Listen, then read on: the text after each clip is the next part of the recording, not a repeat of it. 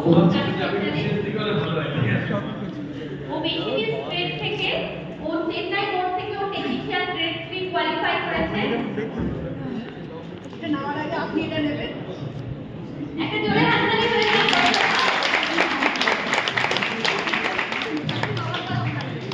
এটাই বিরাট ব্যাপার। ঠিক আছে, এই আজ কম ঠিক আছে। ঠিক আছে, আমার আবার অনেক কিছু বলার আছে, আমি একদম মানে গুছিয়ে ভেবে এসেছি। একটা জোরে হাততালি হয়েছে।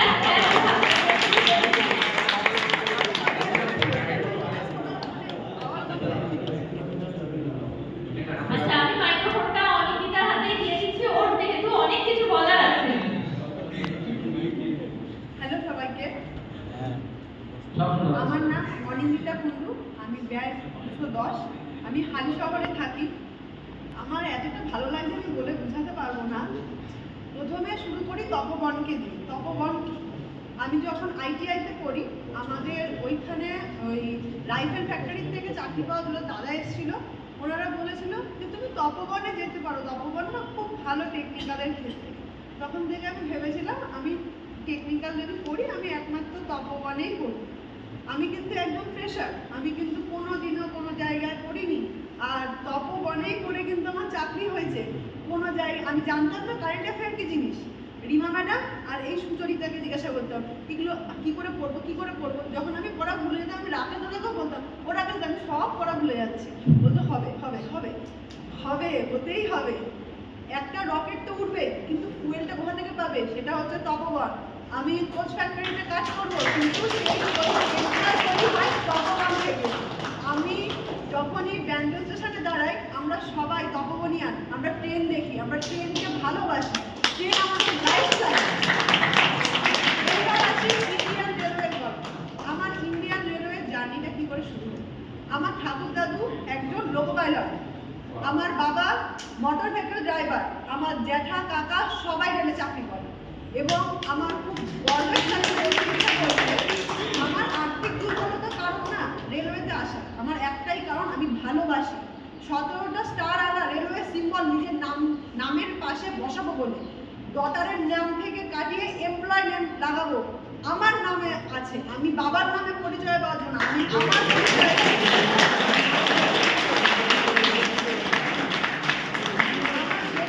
খুব বলতো যে তুই যে বয়সে রয়েছিস এই বয়সে আমাদের বাচ্চা হয়ে যায়। তার ইচ্ছা ছিল বাচ্চা মানুষ করা, আমার ইচ্ছা ছিল আমি নিজেকে মানুষ করব। চাকরি পাওয়ার ক্ষেত্রে সব থেকে যেটা কঠিন, নিজেকে নিজেই মানুষ করা। তুমি চাইলে নিজের বাচ্চাকে মানুষ করতে পারবে, নিজের বরকে মানুষ করতে পারবে, কিন্তু নিজেকে মানুষ করা সব থেকে কঠিন কাজ।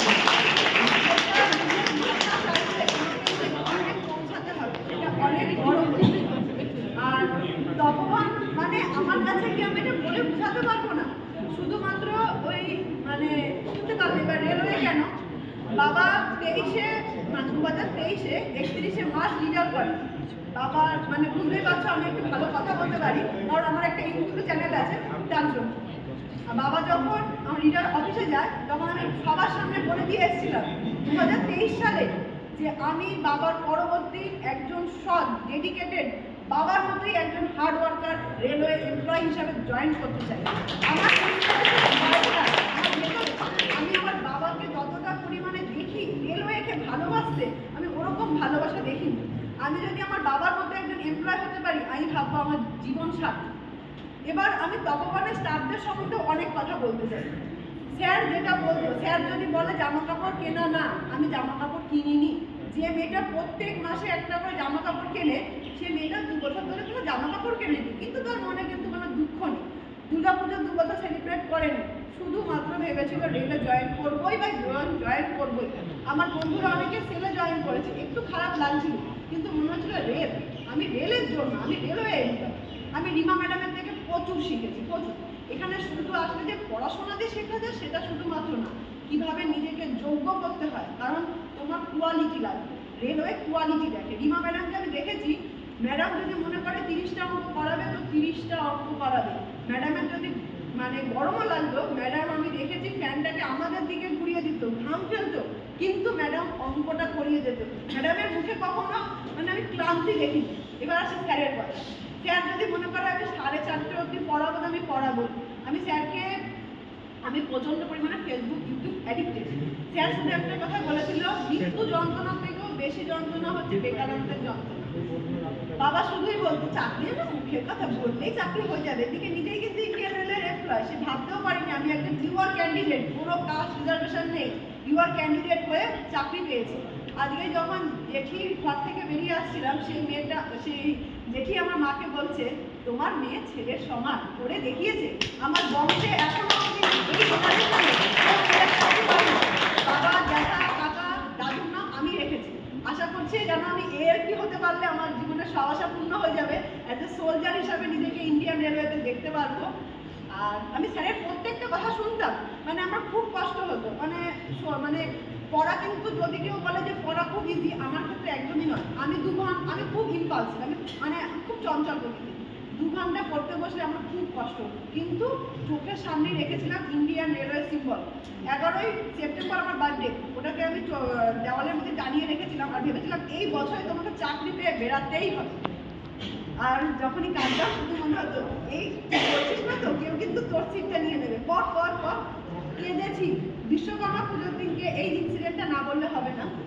আমি কোনোদিনও বাবার ওয়ার্কশপে যাইনি, কিন্তু আমাদের বাড়ির সামনে কাছাপাড়া ওয়ার্কশপ, সেদিনকে খুব ভিড় হয়ে যায়, যেহেতু একটা মেলা টাইপের বসে। সেদিনকে যখন আমাকে ঢুকতেই দেওয়া হলো না, কারণ কি আমার কাছে আইডেন্টি কার্ড নেই বলে। রেলওয়ে সিম্বলকে আমি প্রত্যেক দিন চুমু খেতাম, আমি প্রচন্ড পরিমাণে ভালোবাসি। আমার কাছে রেলওয়ে সিম্বল অনেক বড় সিম্বল, এটা আমার কাছে টাকার থেকে অনেক বেশি ঊর্ধ্বে। এবং আমি বলেছিলাম যে আমি নিজের আই কার্ড নিয়ে ঢুকবো। ফাইনালি 2025 সেটা, কিন্তু আমি আমার আই কার্ড নিয়ে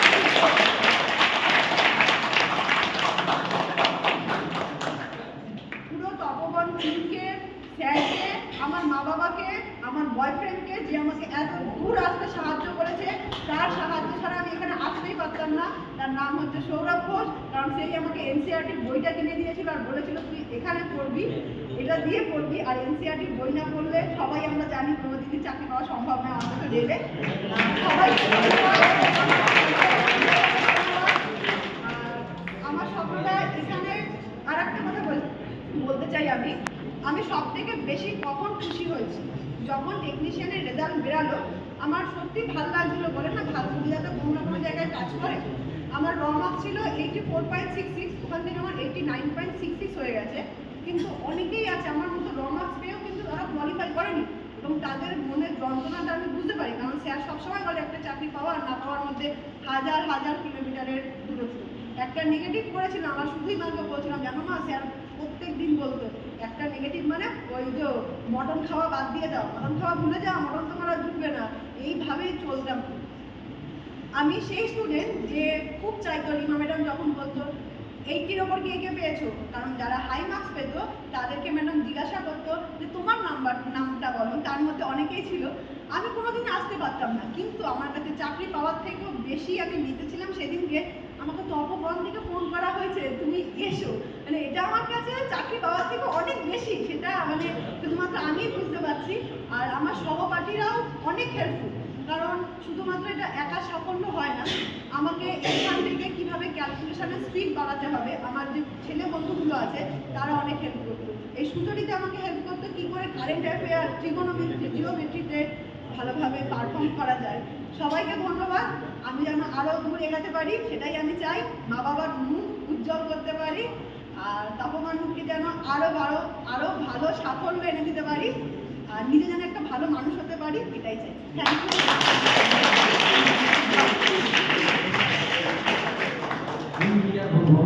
এত সুন্দর করে বুঝিয়ে কথা বলছি, আমি পরিষ্কার শুধু শুনছি না, এত সুন্দর। তুমি এগিয়ে চলো, তোমার জন্য ব্রাইট ফিউচার ওয়েট করছে। থ্যাংক ইউ স্যার, আপনার আশীর্বাদ সবসময়, একটু আশীর্বাদ। ঠিক আছে, এগিয়ে চলো। এরপরে মঞ্চে ডেকে নেব খোকবল ঘোষকে। একটু তাড়াতাড়ি চলে আসবে। খোকবল আমাদের